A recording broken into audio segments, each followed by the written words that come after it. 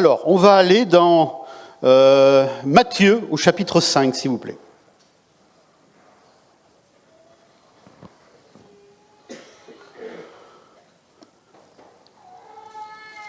Matthieu, chapitre 5, verset 1er.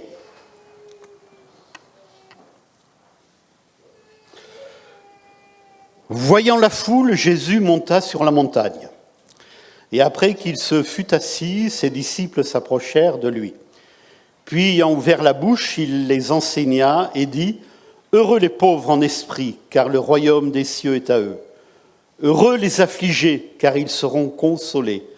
Heureux les débonnaires, car ils hériteront la terre.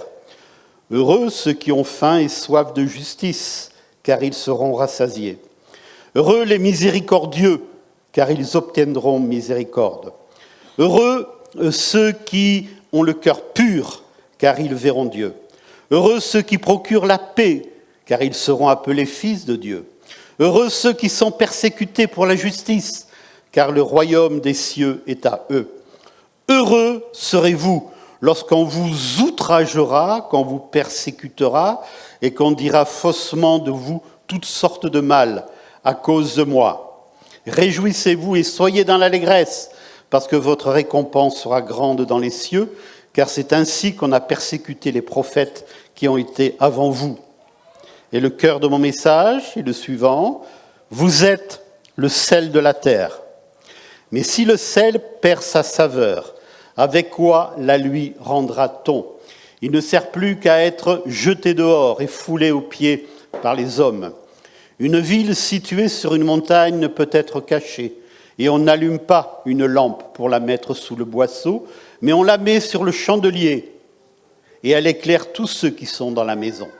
Que votre lumière luise ainsi devant les hommes, afin qu'ils voient vos bonnes œuvres, et qu'ils glorifient votre Père qui est dans les cieux. Amen.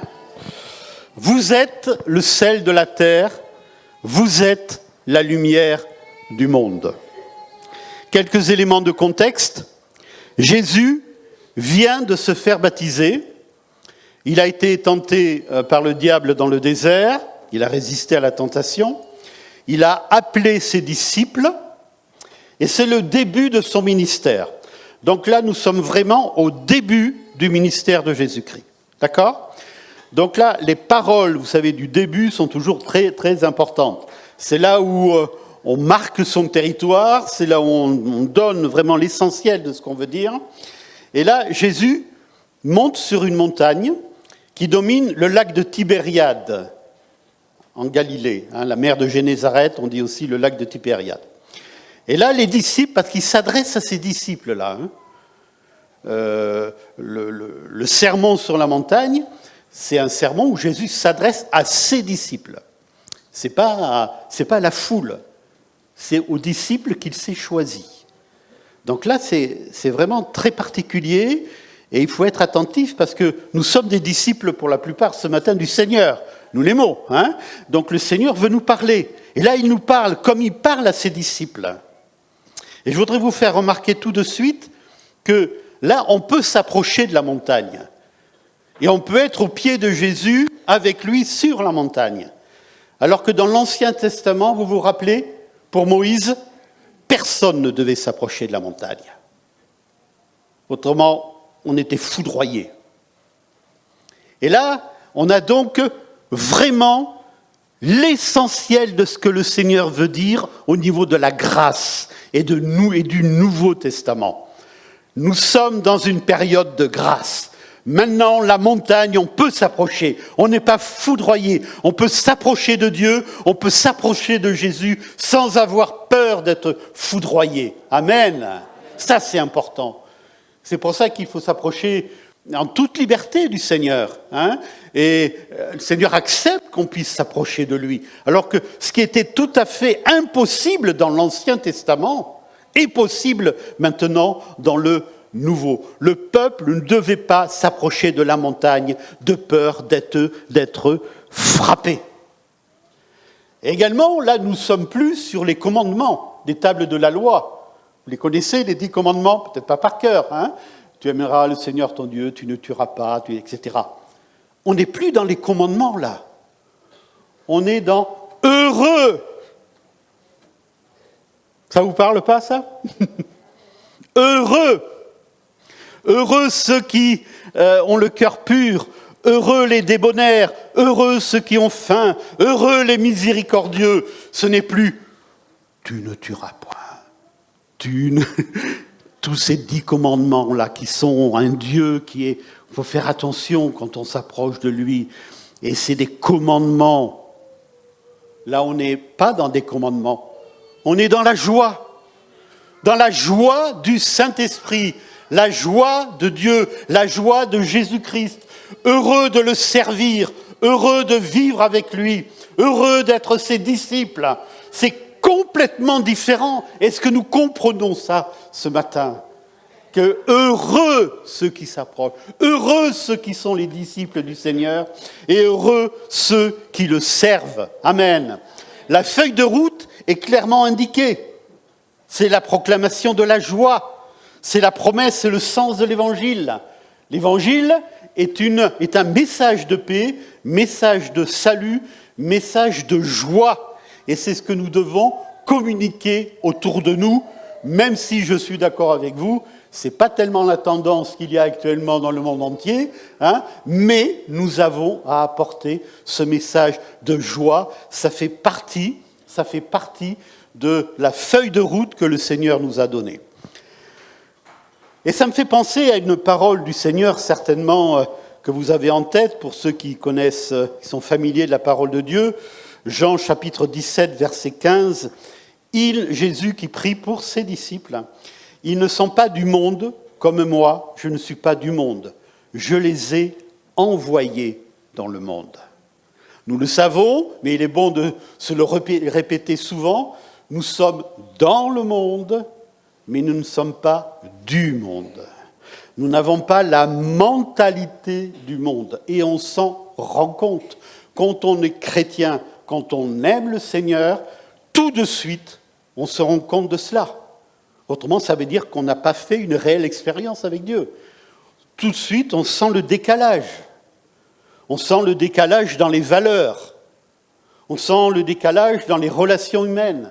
On sent le décalage dans l'espérance. On sent le décalage également dans les petits détails de la vie quotidienne. Nous sommes différents et nous devons être différents. D'ailleurs, le Seigneur, il ne fait pas, comment dirais-je, c'est un postulat, c'est comme ça, c'est pas autrement. Vous êtes le sel de la terre, vous êtes la lumière du monde. Ce n'est pas « vous serez le sel de la terre ». Vous serez la lumière du monde. Non, vous êtes le sel de la terre. Vous êtes la lumière du monde. À la limite, on n'a pas choisi, quoi. C'est comme ça, c'est pas autrement.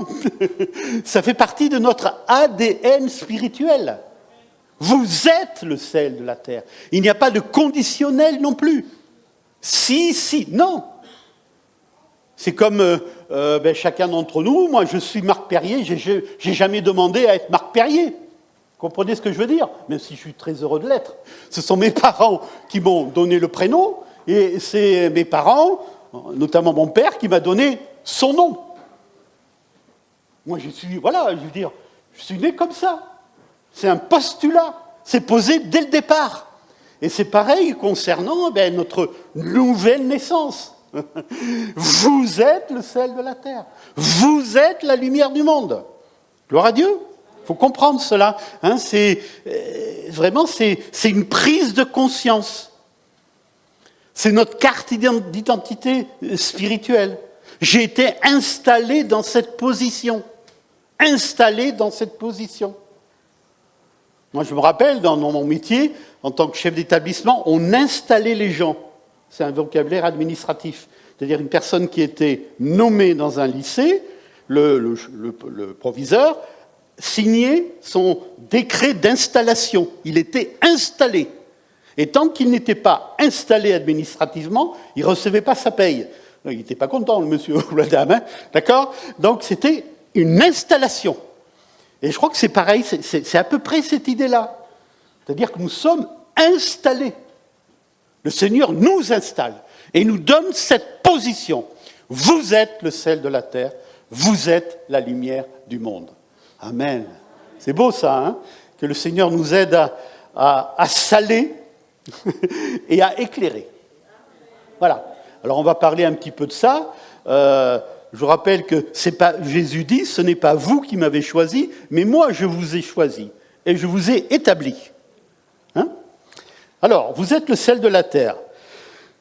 Jésus, tout de suite, on va en rester tout d'abord sur ce que dit Jésus. Si le sel perd sa saveur, avec quoi la lui rendra-t-on? Donc Jésus parle de saveur. À l'époque de Jésus, comme à notre époque d'ailleurs, le sel, c'est un rehausseur de goût. Faut pas en mettre trop non plus, hein. Mais un petit peu de sel, là, quand vous avez quelque chose qui est un peu fade, vous mettez un petit peu de sel, ça rehausse le goût.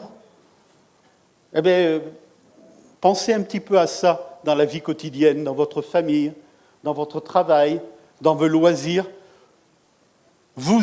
Nous sommes des rehausseurs de goût. Amen. Je te regarde parce que je savais que tu allais dire ça. Amen. Rehausseur de goût. Nous devons apporter cette petite touche d'humanité, cette petite touche de joie, cette touche de paix.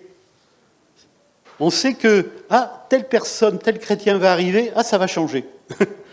Alors, il y a certaines conversations qui s'arrêtent tout de suite. Vous savez, le genre de conversation un peu grivoise, où également on reproche des choses aux gens. Il y a un chrétien, il y a une chrétienne qui rentre. Espérons que ça se passe comme ça. Espérons-le. Parce que si on rentre dans une pièce et tout ça, et personne, tout le monde continue, et même plus, peut-être pour provoquer d'ailleurs, mais bon, voilà.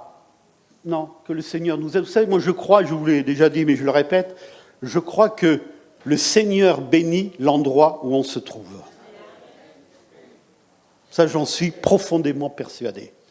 Quand un chrétien est dans une entreprise, dans un lieu, même un lieu familial, de loisirs, le Seigneur bénit ce lieu, parce qu'on est présent.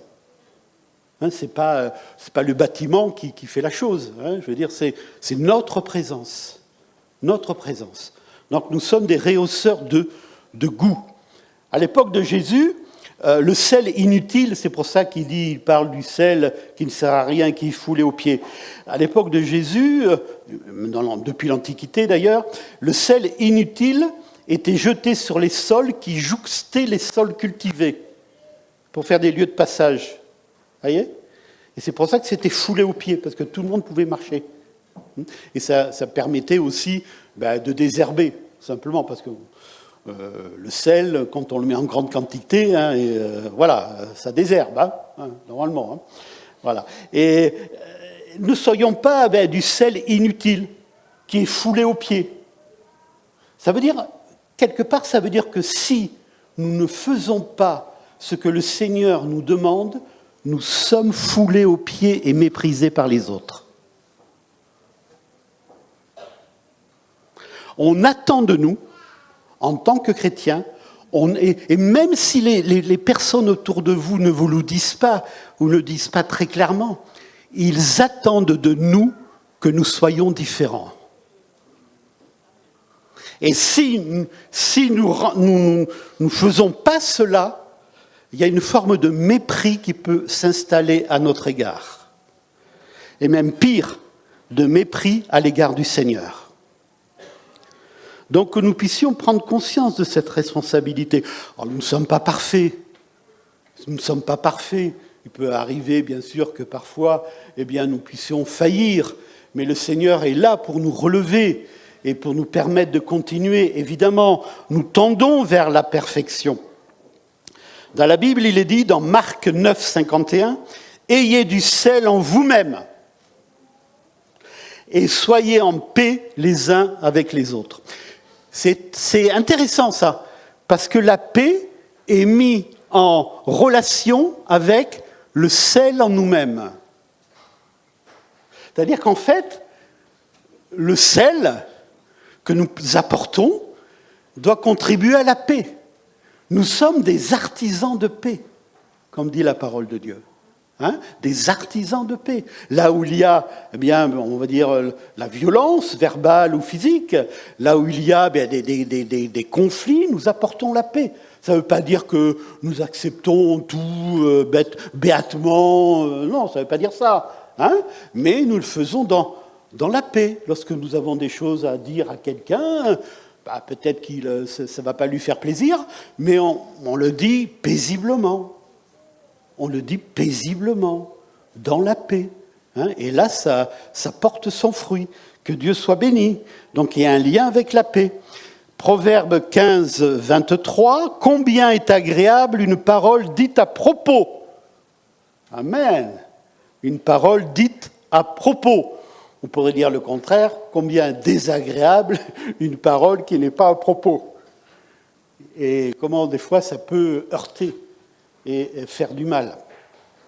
Dans Colossiens chapitre 4, versets 5 et 6, que votre parole soit toujours accompagnée de grâce, assaisonnée de sel, afin que vous sachiez comment il faut répondre à chacun.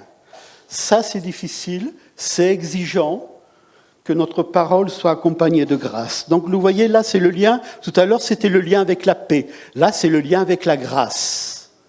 Que votre parole soit assaisonnée de sel. Alors, vous avez, je pense, tout de suite remarqué avec moi que le sel est mis toujours en relation avec nos paroles.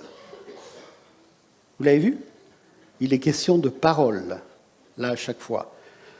On verra tout à l'heure que pour la lumière, ce n'est pas les paroles, c'est autre chose. Donc, notre parole. Alors, un peu de sel, c'est bien.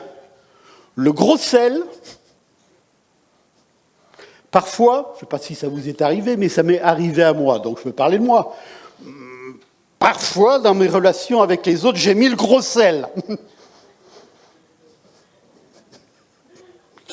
Je me suis reçu tout de suite le boomerang. Si ce n'est pas immédiat, c'est un peu plus tard. Voilà. Le gros sel. Bon, que le Seigneur nous aide à mettre un peu de sel, mais pas le gros sel. Que le Seigneur nous aide dans notre témoignage aussi, parce que parfois, on met le Seigneur à toutes les sauces. Excusez-moi de parler comme ça. Et parfois, on met le diable à toutes les sauces aussi. C'est-à-dire que voilà, alors là, c'est un langage spiritualisé. Je ne dis pas qu'il est spirituel, je dis qu'il est spiritualisé. Ou pour cacher peut-être certaines choses, on parle du diable à tout va, on parle du Seigneur aussi, malheureusement, à tout va, dans n'importe quelle circonstance. Voilà, que le Seigneur nous donne la sagesse. Le diable existe, il est fort, nous avons à le combattre. Ça, c'est sûr. Mais il ne faut pas dire qu'on a un rhume, c'est la faute du diable. Bon, on se mouche, on prend quelque chose, et puis voilà, quoi. Voilà. Mais le diable existe. Et il faut le traiter aussi de cette façon-là, et de la bonne manière. Jésus, également, bien sûr, est dans notre cœur. Et nous devons avoir du respect quand on parle de lui. Du respect quand tu parles du Seigneur. Moi, je suis toujours un petit peu gêné quand les personnes parlent du Seigneur en disant « Ouais, mon pote, le Seigneur, il est là, près de moi, cool. »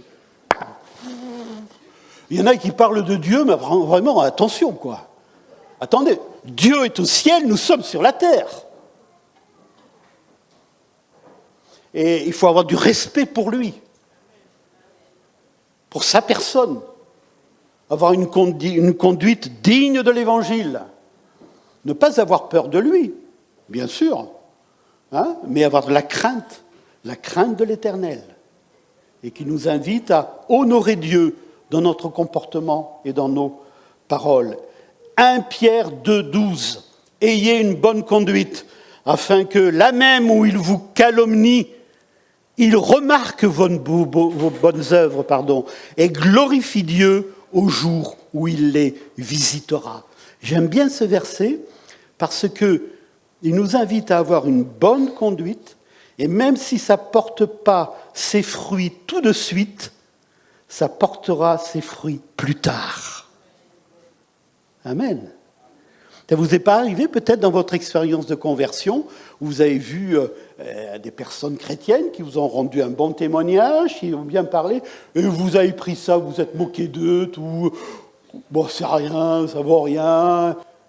Mais après, peut-être quelques semaines, quelques mois, quelques années plus tard, alors que vous avez besoin du Seigneur, vous vous rappelez de cette personne. Ah ouais, cette personne-là m'a dit ça, et à ce jour-là, je me suis moqué d'elle. Mais elle avait raison, en fait. Elle avait raison. C'est pour ça que, mes frères et sœurs, ne soyons pas trop affectés par les réactions des autres qui ne connaissent pas le Seigneur. C'est difficile, mais ne soyons pas trop affectés, parce que c'est normal. Quelque part, c'est normal. Hein, parce que ces personnes, plusieurs semaines, mois, années plus tard, peuvent se rappeler de ça et dire « Ah oui, cette personne ». Et peut-être qu'elle ne nous le dira jamais, peut-être qu'on ne le saura jamais d'ailleurs. Mais cette personne se rappellera de notre témoignage. Amen. Amen. Donc, pensons à cela.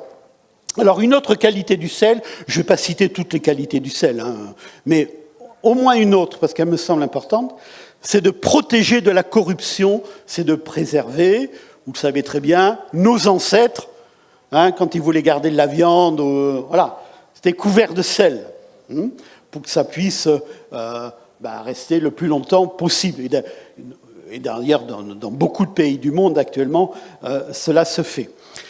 Donc, nous avons à apporter notre touche de sel pour que la corruption ne puisse pas s'étendre. Alors vous allez me dire, c'est la première question que je me suis posée, moi, est-ce que le combat n'est pas perdu d'avance ? Est-ce que le combat n'est pas perdu d'avance ? Est-ce que là, on ne se lance pas dans quelque chose où on est sûr de perdre ? C'est la première question que je me suis posée. Après, je me suis dit, bon, on sait tous qu'on va mourir, mais on a tous envie de vivre. Donc c'est pas parce que, bon, on sait que la fin c'est la mort, et puis bon, c'est pas la peine, quoi. Non. Le combat est toujours important à mener. Amen. Déjà au niveau familial. Préserver nos enfants de la corruption. Préserver nos petits-enfants. Préserver notre famille. Préserver peut-être nos amis. Préserver ceux qui nous sont proches. Et ainsi, eh bien, l'œuvre de Dieu peut se faire de façon plus facile. Être au contact sans se conformer. Le Seigneur nous invite à ce défi qui n'est pas facile. Être au contact des autres sans se conformer à l'esprit du monde. C'est difficile dans le milieu du travail, mais on a cette obligation, comme je l'ai dit, puisque le Seigneur nous installe dans cette position, et de pouvoir avoir une conduite digne de l'Évangile. Dans Romains 12:2, ne vous conformez pas au siècle présent, mais soyez transformés par le renouvellement de l'intelligence. Amen. Ne vous conformez pas. Ne faites pas un. Plus exactement, c'est ce qui a marqué, le texte en grec, c'est ça. Ne faites pas le moule du monde actuel. Ne faites pas un avec le moule du monde actuel. Que le Seigneur nous aide à ainsi protéger, préserver. On arrive à la deuxième. Vous êtes la lumière du monde. Alors, autant le sel, on n'en parle pas beaucoup dans la Bible, autant la lumière, ça, on en parle. Amen. La lumière, c'est véritablement un mot religieux, un mot biblique, Hein, c'est un thème qui traverse la Bible, de l'Ancien Testament jusqu'au Nouveau Testament. On connaît tous, même ceux qui ne connaissent pas la parole de Dieu, les premiers mots de la Bible. Le Dieu créateur. La terre était informe et vide, il y avait des ténèbres à la surface de l'abîme. Dieu dit que la lumière soit. Et la lumière fut. Dieu sépara la lumière d'avec les ténèbres. Amen. Le premier acte, et ça c'est important à comprendre, le premier acte de Dieu, c'était un acte créateur. Il crée la lumière et il sépare les ténèbres et la lumière. C'est un acte de séparation. Ensuite, il y a eu le peuple d'Israël, l'appel du peuple d'Israël, qui est la lumière parmi les nations. Dieu a suscité un peuple, le peuple juif, duquel est né Jésus-Christ après. Il ne faut jamais oublier que Jésus est un juif, et que le peuple de Dieu, je ne vais pas rentrer dans les détails politiques, mais le peuple de Dieu, Israël, c'est le peuple de Dieu. Et ça, en tant que chrétien, il ne faut jamais l'oublier. Israël est le peuple de Dieu.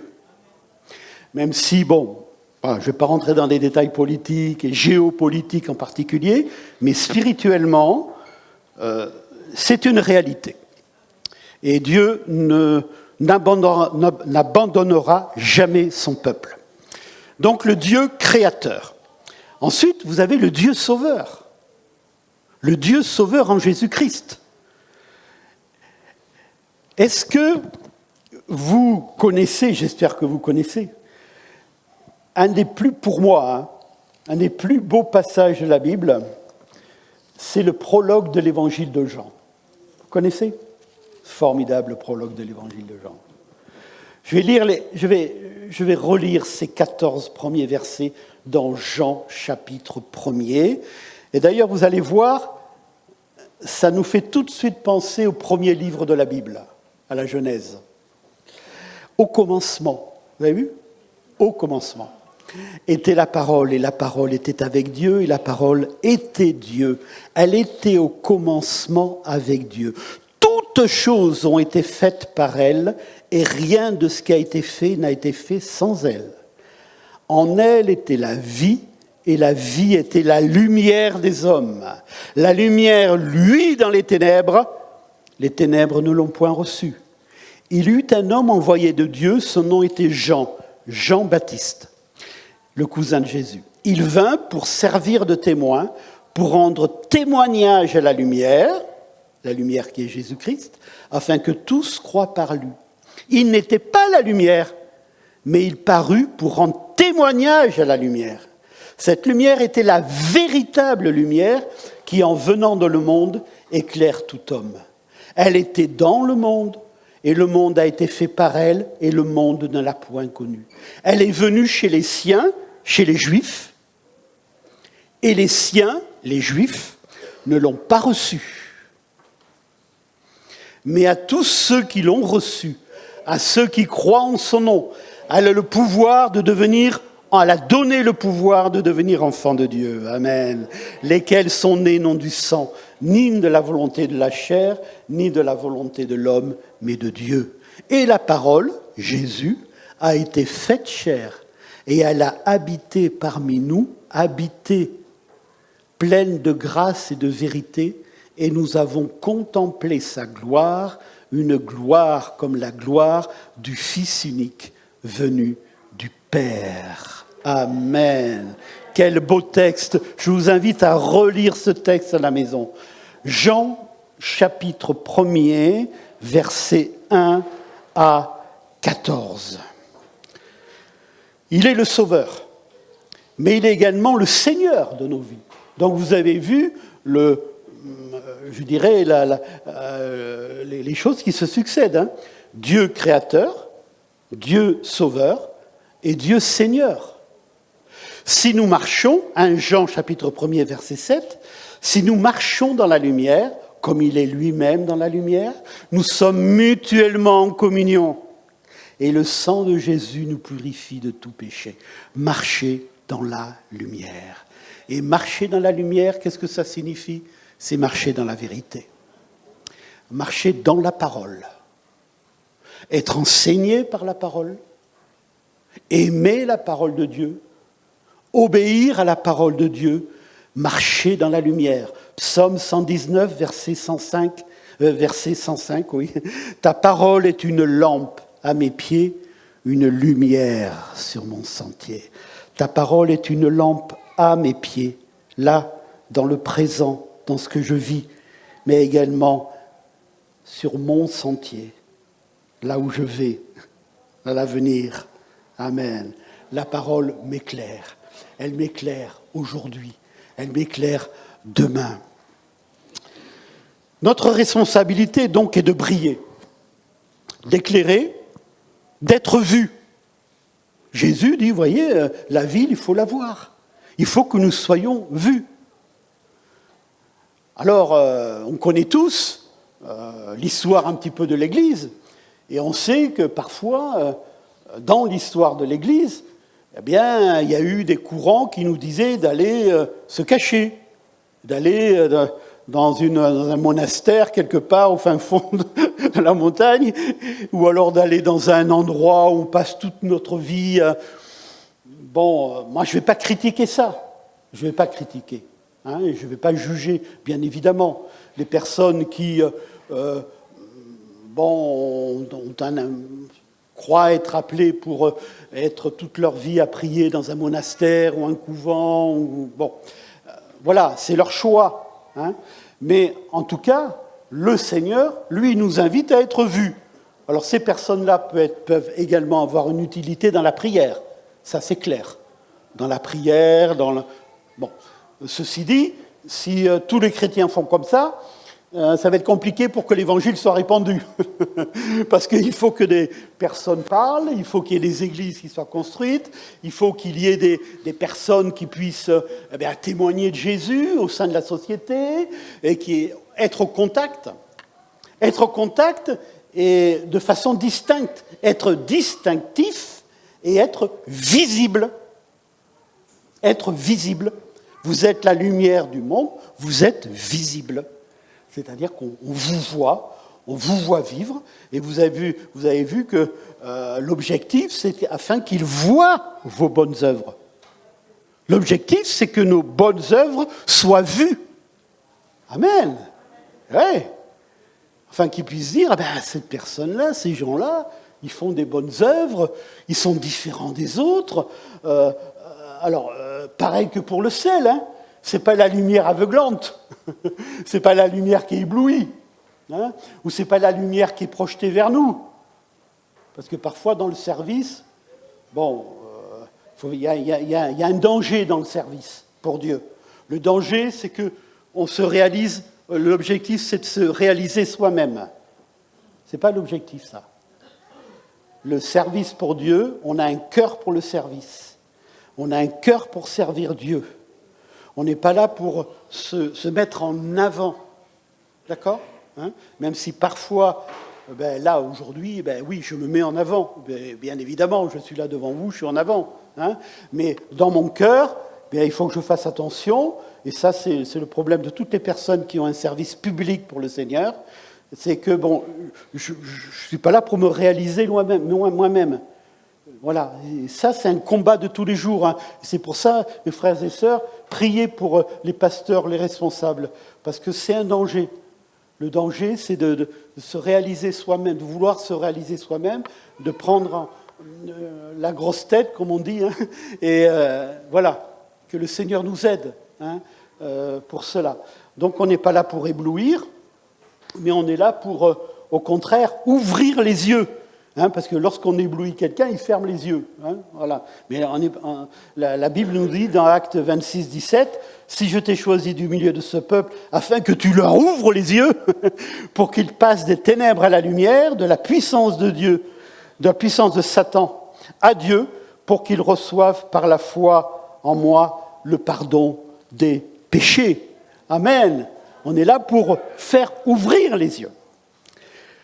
Je vais terminer Vous dites, Marc, il a été court ce matin. Conclusion. Le sel, vous êtes le sel de la terre. Vous êtes la lumière du monde. On donne du goût à la vie. On éclaire, on illumine, on vit dans la vérité. Et là, je voudrais donc terminer pour vous faire comprendre. Le sel, c'est l'accent qui est mis sur les paroles. La lumière, afin qu'ils voient vos bonnes œuvres, l'accent est mis sur les actes. Et le problème avec la chrétienté, avec les chrétiens, c'est que malheureusement, nous pouvons rendre un témoignage mauvais parce que nous parlons bien, mais nous agissons mal. Parfois, je ne dis pas tout le temps, mais ça a fait beaucoup de dégâts. Des personnes qui se disent chrétiens, disent chrétiennes, mais qui, par leur comportement, par leur façon d'être, discréditent leur témoignage et discréditent, et ça c'est pire, le Seigneur. Et malheureusement, ça s'est vu dans l'histoire, mais ça se voit aussi dans les familles. Et ça c'est pire quand ça se voit dans les familles. Parce que l'enfant, quand il voit dans la semaine son papa ou sa maman crier, s'énerver, être méchant, dire des choses où il sent très bien que ce n'est pas pour le Seigneur, et que le dimanche matin, Seigneur, je te bénis et je te loue. Alors là, je peux vous dire qu'il n'y a pas pire témoignage pour un enfant. Il n'y a pas pire. Il n'y a pas pire. Heureusement, pour la plupart d'entre nous, ça ne s'est pas passé comme ça. Pour ceux qui avaient des parents chrétiens.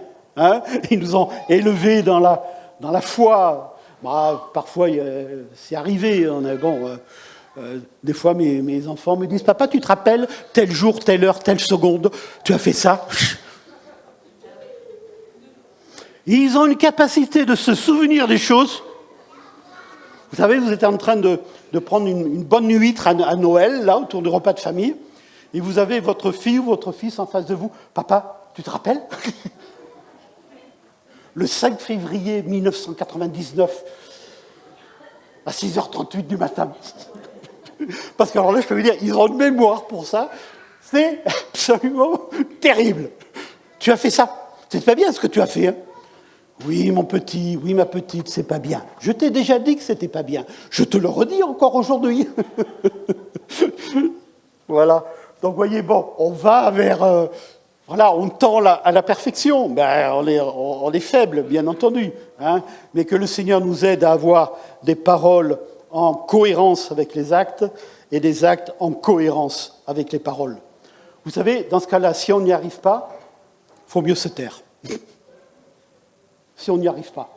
Si on sent que dans notre vie, on a des choses à régler avec le Seigneur, hop, on ne dit rien. Comme ça, au moins, on ne risque pas de faire le contraire de ce qu'on dit, puisqu'on ne dit rien. Voilà. Mais le mieux, bien sûr, c'est de pouvoir dire, et puis dire le bien. Dire le bien, c'est bénédiction. Hein. Bénédiction de dire le bien. Et puis, faire le bien. Faire le bien. Que le Seigneur nous aide à avoir cette cohérence. Amen. Et un grand miracle s'est produit. Terminé à 11h25, 26. Merci Seigneur pour ces moments, pour ta parole qui est la vérité. Merci pour ces paroles que tu nous donnes.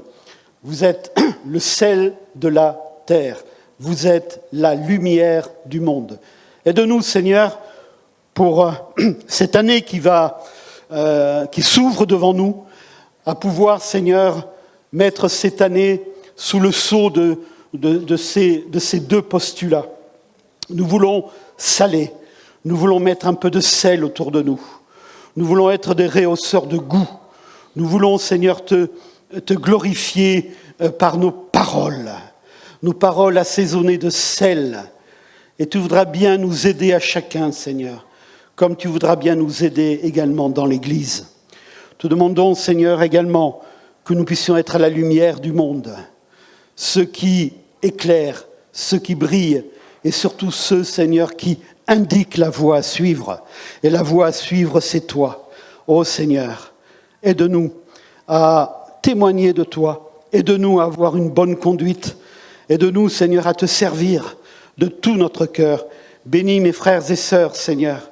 Bénis-moi, car j'ai besoin de toi également. Nous avons tous besoin de ta grâce, de ta bénédiction. Que ton nom soit béni, Seigneur. Amen.